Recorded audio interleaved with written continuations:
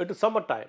If you are planning to go on a vacation to the scenic hills of the Nilgiris or Kodaikanal, then you would require an e-pass. Why?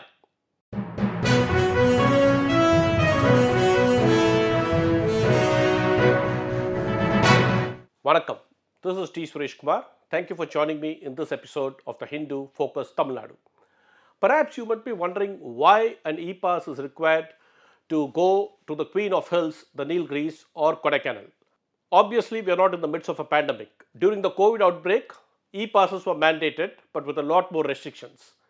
This time, an e-pass has been mandated by a division bench of the Madras High Court.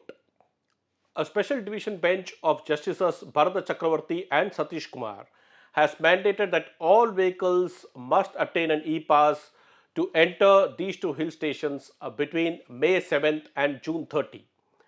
The district collectors will use this e-pass system to collect data on the number of vehicles entering the ghat road, the number of tourists in each of these vehicles, and whether these tourists are going to stay overnight or are they there for a day's visit, and much more.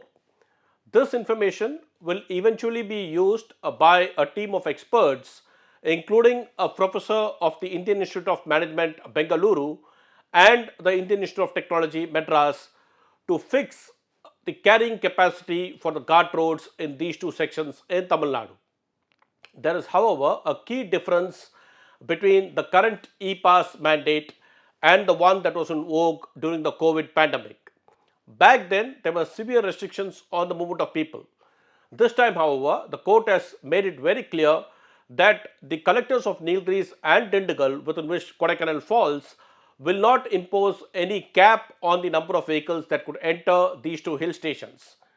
At the same time, they also made it clear that local residents will not be required to obtain these e-passes. The court has also suggested to the two collectors to explore the possibility, along with the Information Technology Department, to link this e-pass system to toll collection so that people who come in vehicles need not wait in the queue at the toll gates to pay the toll charges.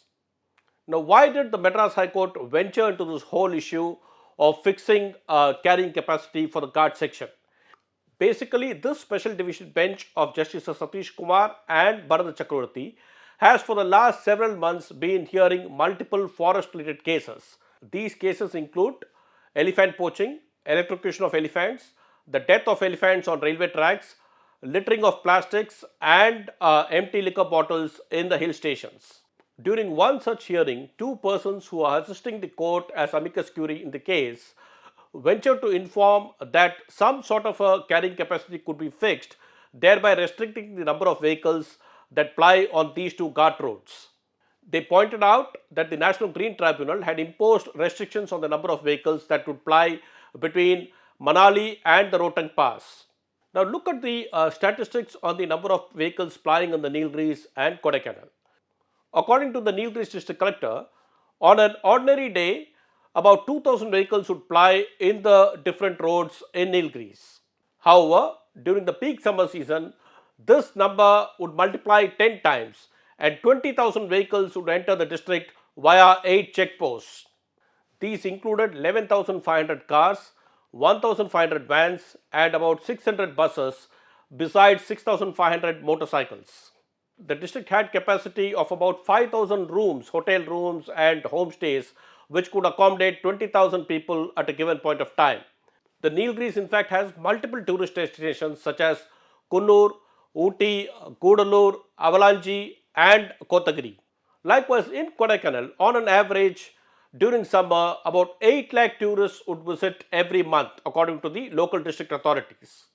In recent times, thousands of people have been flocking to Kodaikanal Hills to go to the Guna caves, which has been popularized after the release of the recent Malayalam hit movie Manjumal Boys.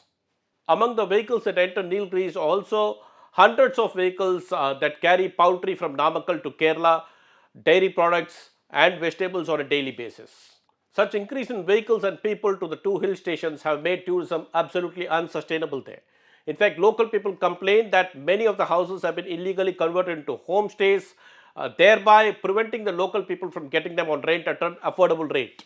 This is not the first time that an initiative is being taken in the country to fix carrying capacities in tourist places.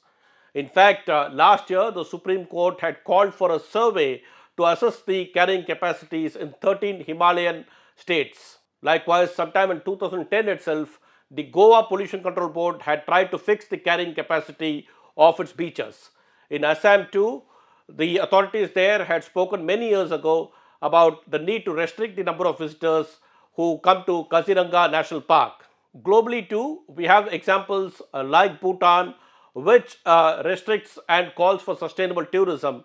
In fact, more recently, some months ago in Greece, a restriction was imposed on the number of visitors who could visit the Acropolis of Athens.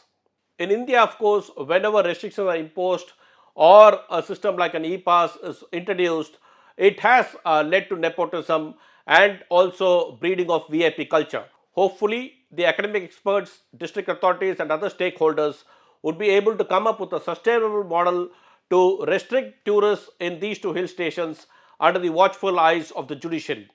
On that note, this is D. Suresh Kumar signing off. I shall meet you in another video. Thank you.